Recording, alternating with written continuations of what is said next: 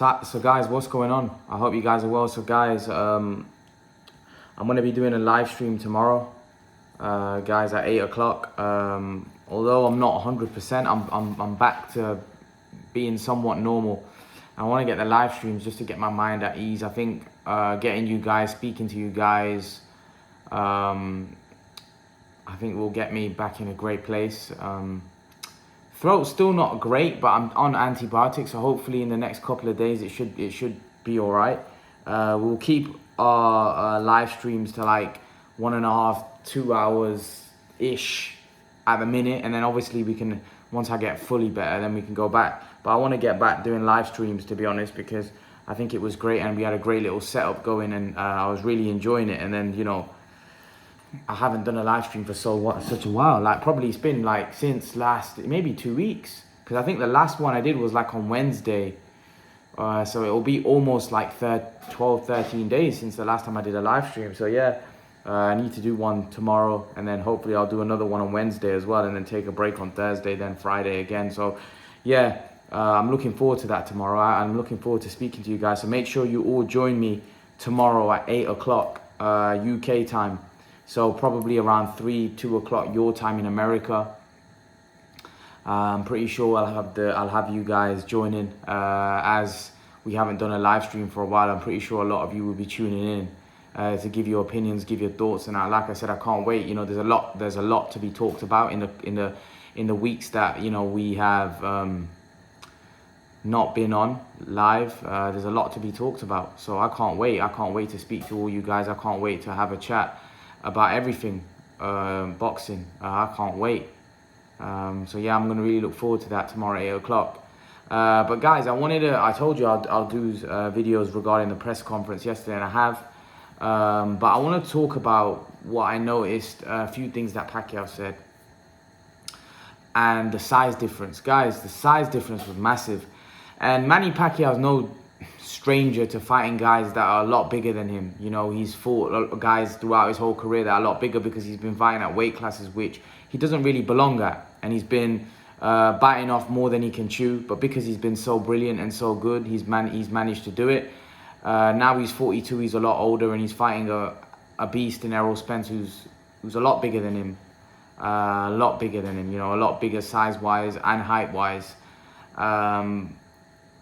Manny Pacquiao, how is he going to overcome the size? I've been asked this. How is he going to overcome the size to beat Errol Spence? How is he going to overcome that huge frame of Errol Spence? Let me break it down for you how I think he can do it. Personally, I think what Manny Pacquiao has to do, one thing I've noticed with Errol Spence, he likes to set himself before throwing his punches. And although he's not as slow as he looks, he is kind of somewhat robotic the way he moves. You know, he's a bit like Anthony Joshua. Obviously, Joshua's a heavyweight, but kind of robotic, kind of predictable what he's doing. Although he is a lot faster than what he looks, and Joshua is also a lot faster than what he looks, but their movement is quite predictable. It's quite robotic almost. You know, the way they walk forward, the way their stance, everything. Personally, this is why I think Usyk gives Joshua a lot of trouble, because I think Usyk's movement can offset what Joshua does, because Joshua's I don't want to say slow, but he's quite predictable, he's quite robotic, and someone like Usyk with his movement, with his angles, that's what Pacquiao needs to do. Pacquiao can't let Errol Spence set. Now Usyk can't let Joshua set, but Usyk's in a different place, because Usyk, he can't let Joshua set because Joshua is so much bigger, and Joshua has the kind of power that could potentially wipe him out. So Usyk has to walk a tightrope. Manny Pacquiao, on the other hand, I don't believe he has to walk a tightrope, so to speak, because I don't think Errol Spence is that big a puncher. And I think Manny Pacquiao has shown that his chin is a very good chin. That's not to say that he can give up 3 shots against Spence, because Spence is a hard enough puncher, and he can wear you, the kind of punches where it wear you down. I don't think he's a one-punch knockout artist. So although Manny Pacquiao has to be careful, he's not walking a tightrope like Usyk would be against Joshua, because the size difference between Joshua and Usyk is huge. You know, we're talking about probably 30, 40 pounds, maybe in size difference. Or at least 20, 25 at least, you know. So Whereas I don't think the Pacquiao-Spence size difference is going to be as much, although the size difference is more the height, the frame, of course, but it's not the punching power. It's not like if Errol Spence catches Manny Pacquiao's in trouble. No, I think Manny Pacquiao has got a great chin and a chin that can absorb Spence's power. But the way I think Manny Pacquiao confuses and overcomes the size difference is by not letting Errol Spence get set, by using angles side to side. So whenever Errol Spence gets in a position to punch, Manny Pacquiao moves to the right side or the left side, just not letting him set. Moving to the left side of Errol Spence and then letting off his combinations. I think that's what Manny Pacquiao has to do. Manny Pacquiao can't let Errol Spence, he can't get static and standing, which Manny Pacquiao doesn't really do. He has to move side to side, give him Errol Spence angles, not let him set. Errol Spence, I feel like he's a fighter that needs to set to let his punches go. So if you're a fighter that stands in front of Errol Spence, I think Spence would have a lot more success. I think a mover could potentially give Errol Spence a lot of trouble. The way he fights stylistically, I think Spence could get given a lot of trouble. And I think Manny Pacquiao, that's the style he has to adopt. He has to move around the ring, give him angles, not let Errol Spence, with that high guard, let Errol Spence set. Because if you set in front of or get on the ropes, Errol Spence starts getting to work. If Manny Pacquiao gets stuck on the ropes, he's in big trouble. Manny Pacquiao has to stay off the ropes. He has to keep the fight in the center of the ring. In the center of the ring. And then he has to give Errol Spence angles, not let Errol Spence set in the center ring. Errol Spence likes to use that jab. And Manny Pacquiao has to take that jab away. Again, he needs to set to throw that jab. Manny Pacquiao has to be a moving target, not a static target. Manny Pacquiao is a moving target. I think Errol Spence is going to have trouble to land the punches because, like I said, I feel like Errol Spence needs to set to land his punches. If Errol Spence isn't set, I don't think he's going to be able to land the punches, or he's not going to be able to land the volume of punches that he would like. And what Manny Pacquiao has to do when he's moving from side to side, he has to let his combinations go. So his movement and his hands need to be in sync, right? And that's how I think Manny's going to give Errol Spence a lot of trouble. He could frustrate Errol Spence that way. Errol Spence could become more reckless, especially if Errol Spence is having trouble landing on Manny Pacquiao because Manny Pacquiao is moving from side to side, not letting Spence set, because the speed difference here is going to be significant. If Manny Pacquiao needs to have those legs still, the speed in the legs, and he needs to have obviously the hand speed, which I'm pretty sure will be very fast, but it needs to be on top of his game. And he also, in order to do something like that for 12 rounds, you have to be extremely fit. And that's another thing. His stamina is something that a lot of people are questioning at this point. So these are the things that I think Manny Pacquiao is going to have to do if he wants to overcome Errol Spence. I think if he can do that, you know, not let Errol Spence set, give Errol Spence angles, move side to side, I think Errol Spence is going to have huge trouble. Huge trouble. Everybody keeps talking about the Errol Spence jab. I feel like that jab will be effective against a guy that's static. You know, Kell Brook was very static when Errol Spence fought him. He wasn't moving. Kell Brook doesn't move his head a lot. He's quite a static target. He's also, I feel, a little slow. He's not fast. Pacquiao needs to be in and out, in and out, in and out. And I feel that kind of style would give Errol Spence a lot of trouble. Now, Pacquiao is so much undersized, so that might... Here's the problem. The size difference might... In the end, even though Manny Pacquiao may give him trouble with the speed and the movement, the size difference might be such that Errol Spence may be able to negate that speed. Whereas somebody that is a mover that's big and tall, fresh in their prime, might be able to give Errol Spence a lot of trouble. That's why the Keith Thurman fight, if Keith Thurman can get to his best, could be interesting. Because Keith Thurman is Spence's height, size.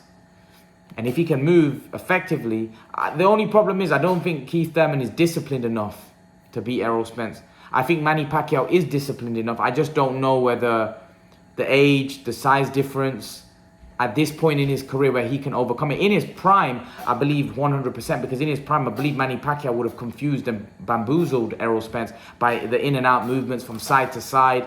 I think he would have offset Errol Spence. I think Errol Spence would have he wouldn't have been able to set himself to punch. And Manny Pacquiao would have offset him, and then would have, when he's moving, using those angles, he'd be using those combination punches that he throws. And Errol Spence would be missing a lot not being able to land because he's not able to set, and Pacquiao will be landing a lot of combinations. But I feel that Manny Pacquiao even now might be able to do that, but how long for? Before he wears down, he gets tired, because I think that's going to be an issue for him. The stamina, the people don't understand. That's what I'm worried about for Pacquiao, the stamina. Can he keep that up for 12 rounds? I'm not so sure. And that's the question mark I have over Manny Pacquiao in this fight. Can he do it for 12 rounds? Can he do that for 12 rounds? The in and out, side to side movement, not letting Errol Spence set. Because when you get tired, normally you're not in the center of the ring. You generally go onto the ropes, lean on the ropes. And that would favor Errol Spence massively. That would basically put Errol Spence in a prime position, in a very, very good position. Manny Pacquiao cannot afford to be on the ropes in this fight. I remember when Khan fought Canelo, one of the don'ts was, you can't get on the ropes. You can't get on the ropes and let Canelo get to work. You have to be in the center of the ring. Manny Pacquiao has to be in the center of the ring, because even though I don't think Errol Spence will batter Manny Pacquiao on the ropes, in the sense that I feel like he could knock him out with a punch, I don't think Errol Spence has huge knockout power. I think he'll wear Manny down. If Manny's on the ropes taking punishment with those body shots, I think Spence will wear Manny Pacquiao down.